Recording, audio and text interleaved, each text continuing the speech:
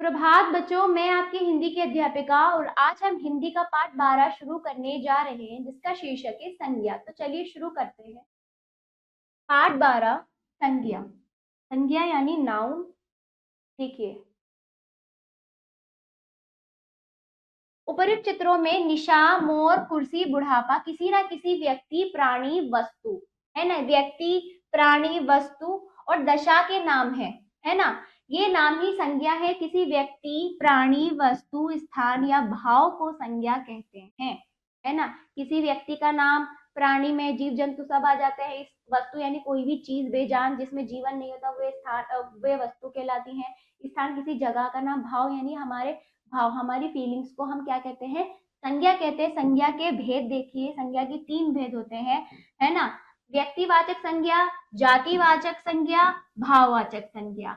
ठीक है। व्यक्तिवाचक संज्ञा वे संज्ञा शब्द जिनसे हमें किसी व्यक्ति, वस्तु, स्थान आदि के नाम का पता चलता है, व्यक्तिवाचक संज्ञा कहलाते हैं। जैसे हिमालय एक पर्वत का नाम है, गंगा नदी का नाम है, सांबर एक झील का नाम है, प्रशांत महासागर का नाम है। ठीक है। महात्मा गांधी व्यक्ति का नाम है, जी टीवी टीवी चैनल का नाम है, ओरिएंट पंखा यानी कि जितनी भी वस्तु, जितनी भी चीजें है ना, जितनी भी चीजें हैं उन सबका नाम या फिर किसी व्यक्ति, वस्तु, स्थान सबका नाम जो होता है व्यक्तिवाचक संज्ञा कहलाता है। इतना ध्यान रखिए। अब आइए जातिवाचक संज्ञा।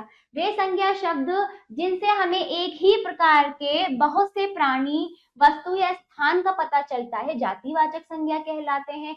जैसे कुत्ता, बिल्ली, गाय, बालक। प्राणी हो गए बर्तन, पंखा, मेज, बोतल, गिलास, अलमारी। वस्तु हो गए पार्क, जंगल, बाजार, मेला, शहर, कस्बा, गांव, मंदिर, स्थान हो गए। समझ रहे हो। यानी कि विशेष रूप से किसी कुत्ते का नाम लिया जाए, जैसे कुत्तों का नाम होता है, जॉनी होता है, तो वो नाम जो है वो क्या है, व्यक्तिवाचक है। खाली जो कुत्ता है, कुत्ते में सारे कुत्ते आ जाते हैं, हर एक प्रकार का कुत्ता आ जाता है, वो हमारा जातिवाचक हो जाता है। जैसे कई प्रकार के मंदिरों के भी नाम है, तो वो अलग अलग प्रकार के मंदिर हैं। ठीक है। ठीक है। तो वो क्या हो गए आपके व्यक्तिवाचक हो गए। यदि सारे मंदिरों को एक साथ मंदिर ही कहा जाता है तो मंदिर जो है वो आपका जाति है। जैसे कि अभी, जैसे देखिए पंखा है, पंखा कैसा है, पंखा सफेद रंग का भी होता है, काले रंग का भी, सफेद पंखा है ना। सफेद एक उषा, जैसे इलेक्ट्रॉनिक उषा हुई, हैवेल्स हुई, अलग अलग कंपनियों की अलग अलग इलेक्ट्रॉनिक चीजें होती है, तो वो क्या हो गई आपकी व्यक्तिवाचक, है ना। और खाली पंखा है ना, उषा मशीन होती है, सिलाई मशीन होती है ना, उषा मशीन, तो वो क्या हुआ व्यक्तिवाचक। और खाली मशीन है, मशीनों में सभी प्रकार की मशीन है जिसमें सभी प्रकार की चीजों को एक नाम से बोला जा रहा है, वो हमारी जातिवाचक है। विशेष रूप से उन्हीं के नाम से बुलाया जाता है, उन्हीं की पहचान के नाम से बुलाया जाए तो हमारा क्या होता है, व्यक्तिवाचक होता है। इतना समझ आया बच्चों। चलिए अब आ जाइए भाववाचक संज्ञा। वे संज्ञा शब्द जिनसे हमें किसी भाव, दशा, गुण या कार्य आदि भाव का पता चलता है ना। किसी की भाव, रोना धोना, है ना, और दशा उसकी हालत, गुण उसके उसके अंदर जो भी अच्छाई बुराई होती है उसका पता चलता है ना। क्योंकि भाव हमें दिखते नहीं है, हमें क्या होते हैं, महसूस होते हैं, हम उसको क्या करते हैं, एहसास करते हैं, है ना। तो भाववाचक संज्ञा जैसे किसी कोई अच्छा है तो उसकी अच्छाई उसके व्यवहार से नजर आ रही है। अच्छाई कोई दिखती थोड़ी ना है, वो तो इंसान के किस व्यवहार से नजर महसूस होती है कि हाँ अच्छाई। फिर बुराई भी आती है, भलाई, सफेदी, वीरता, यौवन, मिठास, बुढ़ापा, जवानी, लिखाई, सुंदरता। ये सब क्या है, भाववाचक संज्ञा है ना, जिससे भाव उत्पन्न हो रहे हैं, मिठास, यौवन, बुढ़ापा, जवानी देखने पर, है ना। तो इस प्रकार व्यक्तिवाचक किसी का नाम, जैसे कि देखिए पर्वत क्या हो गया, मैं आपको उदाहरण के तौर पे बताती हूँ। पर्वत क्या है, हमारा जाति, कई प्रकार की पर्वत आ गई, है ना। नदी, नदी देखो कई प्रकार की नदी, गंगा, यमुना, सरस्वती, है ना।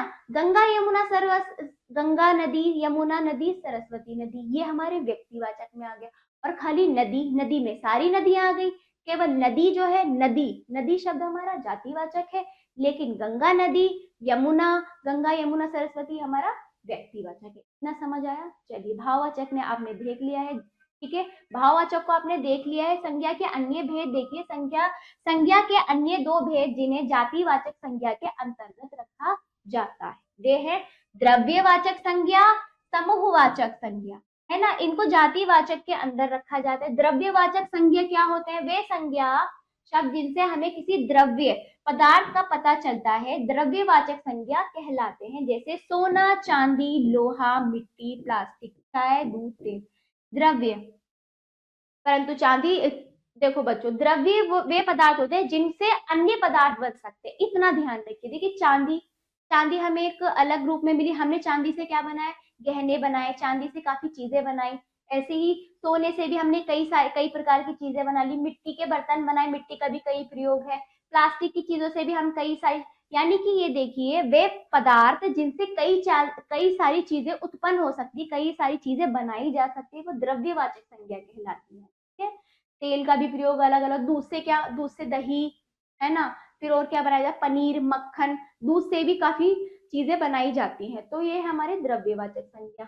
दूसरा देखिए, समूहवाचक संज्ञा वे संज्ञा शब्द जिनसे हमें अनेक वस्तुओं एवं प्राणियों के समूह का पता चलता है, समूहवाचक संज्ञा कहलाते हैं। जैसे परिवार में सभी सदस्य, एक घर में, एक गृह में सभी सदस्य, उन सबको क्या कहेंगे? परिवार, जिसमें माता पिता, पुत्र पुत्री, दादा दादी और सदस्यों से मिलकर, सबका नाम अलग ना लेकर हमने कह दिया ये हमारे परिवार, ये हमारे परिवार के सदस्य। परिवार शब्द क्या हो गया आपका? समूहवाचक। सेना, सभी सैनिक का समूह सेना कहलाता है। कक्षा, सभी विद्यार्थी जिस जगह पढ़ते हैं वो क्या कहलाती है? कक्षा कहलाती है। ऐसे ही लोगों का समूह क्या कहलाता है? भीड़। बेड़ा, जहाजों का समूह क्या कहलाता है? बेड़ा। दल, किसी एक उद्देश्य के लिए व्यक्तियों का समूह, है ना। दल क्या कहलाता है? किसी एक उद्देश्य के लिए काम करने वाले व्यक्तियों का समूह दल कहलाता है। ऐसे ही ये सारे इतने बड़े बड़े वाक्यों को जो हमने एक शब्द दे दिया, है ना, उसे समूहवाचक संज्ञा कहते हैं।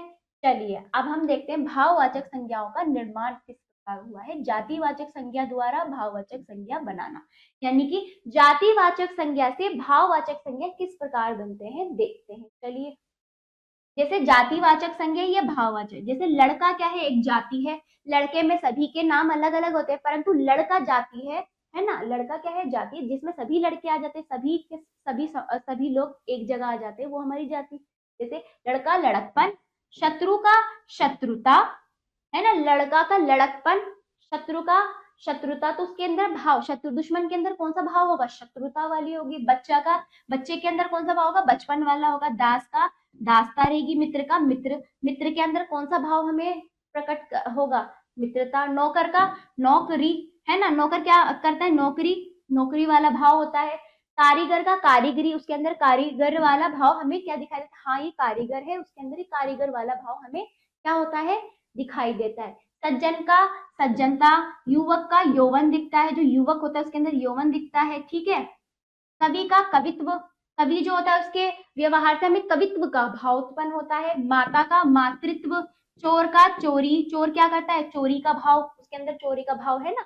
गुरु का गुरुत्व, पशु का पशुता, है ना। भाव, फीलिंग्स, ये चीजें उनमें दिखती हैं, हमें वो भाव हमें क्या हो जाते हैं? महसूस हो जाते हैं।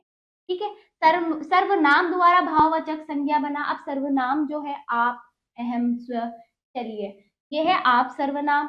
आपका आपा, अपनापन। ठीक है, अहम का अहंकार बना। स्व का स्वत्व बना। पराया का परायापन। स्वर का सर्वस्व, निज का निजत्व। ये भाववाचक संज्ञा उत्पन्न हो रही है ना। चलिए, विशेषण द्वारा भाववाचक संज्ञा बनाना। जैसे मीठा का मिठास, दयालु का दया, दयालु के अंदर क्या दिखती है? दया दिखती है। आलसी में आलस्य भाव दिखता है। चतुर का चतुराई होती है। ताजा का ताजगी दिखती है। मोटा का मोटापा दिखाई देता है। हरा का हरियाली होती है, हरी चीजें हरियाली उस कहलाती है। भाव, क्या भाव उत्पन्न? हरियाली वाला भाव। अच्छा का अच्छाई, ठंडा का ठंडक, स्वतंत्र का स्वतंत्रता, राष्ट्रीय का राष्ट्रीयता, है ना। श्रेष्ठ का श्रेष्ठता, कठोर का कठोरता, सरल का सरलता, योग्य का योग्यता और विद्वान का विद्वत्ता, है ना। चलिए, विद्वान का विद्वत्ता दिखाई देता है हमें। ऐसे ही क्रिया द्वारा भाववाचक संज्ञा, है ना, भाववाचक संज्ञा। अब क्रिया से उत्पन्न कैसे होंगे? जैसे हंसना का हंसी, है ना। हंसना का क्या हुआ? हंसी। लिखना का लिखावट। मुस्कुराना, कट, मुस्काना का मुस्कान। कमाना का कमाई, चढ़ना का चढ़ाई, है ना, लड़ना का लड़ाई, सोचना का सोच, धोना का धुलाई, सजाना का सजावट। ऐसे ही चलना क्या है हमारी क्रिया, चलना का चाल, सुनना का सुनवाई, पूजा का कट, पूजना का पूजा, पढ़ना का पढ़ाई, सिलना का सिलाई, दौड़ना का दौड़, हारना का हार, काटना का कटाई, बचना का बचाव, है ना। इस प्रकार क्रिया से उत्पन्न भाववाचक संज्ञा। चलिए पुनरावृत्ति देख लेते हैं, पाठ समाप्त हुआ। किसी व्यक्ति, स्थान, वस्तु, भाव एवं अवस्था के नाम का बोध कराने वाले शब्द संज्ञा कहलाते हैं। संज्ञा के तीन भेद होते हैं, व्यक्तिवाचक संज्ञा, जातिवाचक संज्ञा, भाववाचक संज्ञा। तीसरा देखिए, संज्ञा के अन्य दो भेद जिन्हें जातिवाचक संज्ञा के अंदर रखा गया है वे है द्रव्यवाचक संज्ञा और समूहवाचक संज्ञा। द्रव्यवाचक समझ गए, जिससे जिन पदार्थों से और भी चीजें उत्पन्न हो जाती हैं वे द्रव्यवाचक संज्ञा कहलाते हैं। आओ करें अभ्यास। निम्नलिखित प्रश्नों के उत्तर दीजिए। संज्ञा किसे कहते हैं, संज्ञा के कितने भेद हैं। तीसरा देखिए, भाववाचक संज्ञा से आप क्या समझते हैं। चौथा देखिए, समूहवाचक संज्ञा किसे कहते हैं। इन प्रश्नों का उत्तर आप स्वयं अपनी अभ्यास पुस्तिका में देंगे। अगला देखिए, निम्नलिखित शब्दों से भाववाचक संज्ञा बनाइए। जैसे मीठा का क्या होगा, मिठास, क्या होगा, मिठास, नंबर 1। दूसरा देखिए, पढ़ना का पढ़ाई, क्या होगा, पढ़ाई। ठीक, ऐसे ही देखिए, पराया का परायापन, परायापन। ठीक है, 3 मैंने करा दिए, बाकी आप पाठ के अनुसार अच्छे से पढ़कर बाकी का अभ्यास आप स्वयं अपनी अभ्यास पुस्तिका में करेंगे। अगला देखिए, निम्नलिखित शब्दों को उचित तालिका में लिखिए। तो आपको व्यक्तिवाचक, जातिवाचक, भाववाचक, समूहवाचक, द्रव्यवाचक संज्ञा को लिखना है इसमें से छांटकर। जैसे कि व्यक्तिवाचक में आप देख लीजिए, व्यक्तिवाचक में क्या हो सकता है, यमुना। किसी चीज का विशेष रूप से नाम क्या कहलाता है, व्यक्तिवाचक। अब जातिवाचक में क्या हो सकता है, देखिए, जातिवाचक परिवार, है ना।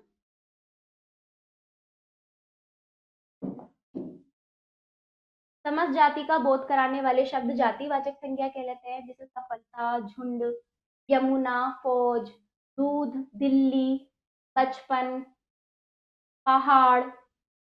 पहाड़ आ सकता है जातिवाचक संज्ञा, क्योंकि पहाड़ों की भी अलग अलग नाम है ना। तो पहाड़ आ सकता है जातिवाचक संज्ञा। सभी पहाड़ों को पहाड़ी तो कहते हैं, तो सभी चीजों को जिस नाम से हम बोलते हैं, है ना, तो उसको जातिवाचक से कहते हैं, है ना। भाववाचक संज्ञा क्या हो सकती है, सफलता, सफलता हमारी भाववाचक है। अगला देखिए, समूहवाचक में क्या आ सकता है, झुंड आ सकता है।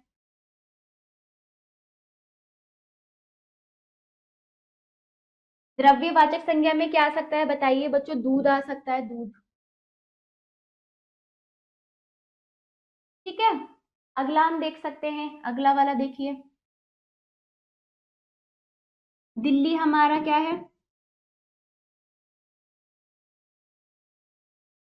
ठीक है। और हमारा जातिवाचक में क्या आ सकता है, देखिए, पुस्तक हमारी जाति, सभी पुस्तकों को पुस्तक कहा जाता है ना, पुस्तक हमारी जाति में आ गई। और सभी पुस्तकों के अलग नाम जो विशेष रूप से होते हैं, जैसे गीता, है ना, गीता, महाभारत, तो अलग अलग पुस्तकें हैं सभी पे, तो वो व्यक्ति में आ जाएंगे, परंतु जाति में सभी पुस्तक आएंगे, सभी को जिस नाम से बुलाया जाता है वो जाति में। सफलता में, अब देखिए, भाववाचक में हमारा भाव, जिसे पहले सफलता हुई, दूसरे में क्या जाए, क्या करेंगे हम, बचपन।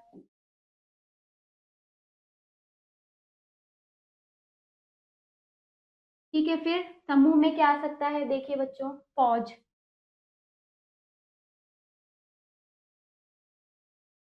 और अगला द्रव्यवाचक में,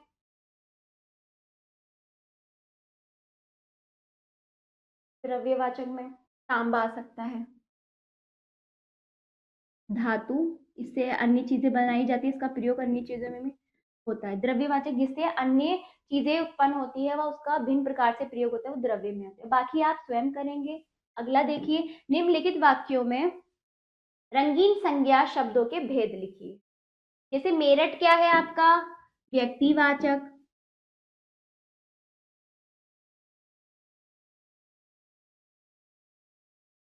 ठीक है। सेना क्या है, समूहवाचक,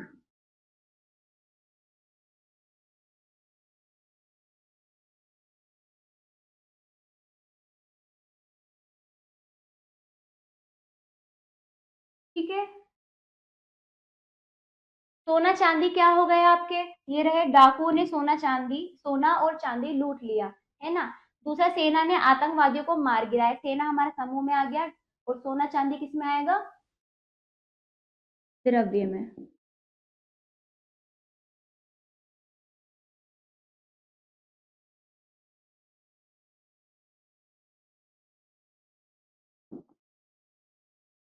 अगला देखिए बच्चों, बाकी दो आप स्वयं करेंगे।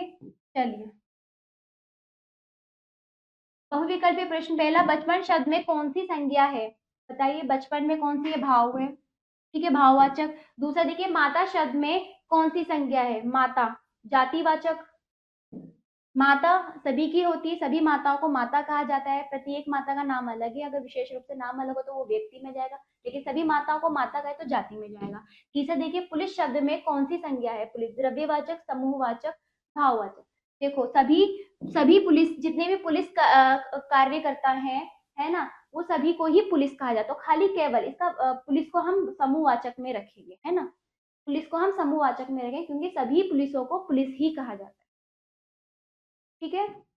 चलिए, तो ये पाठ यहीं पर समाप्त होता है। आशा करती हूँ ये पाठ आपको अच्छे से समझ आया होगा, इसका अभ्यास आप जरूर कीजिएगा पाठ को अच्छे से समझ के, ठीक है। तो अब हम मिलते हैं अगले पाठ पर, धन्यवाद।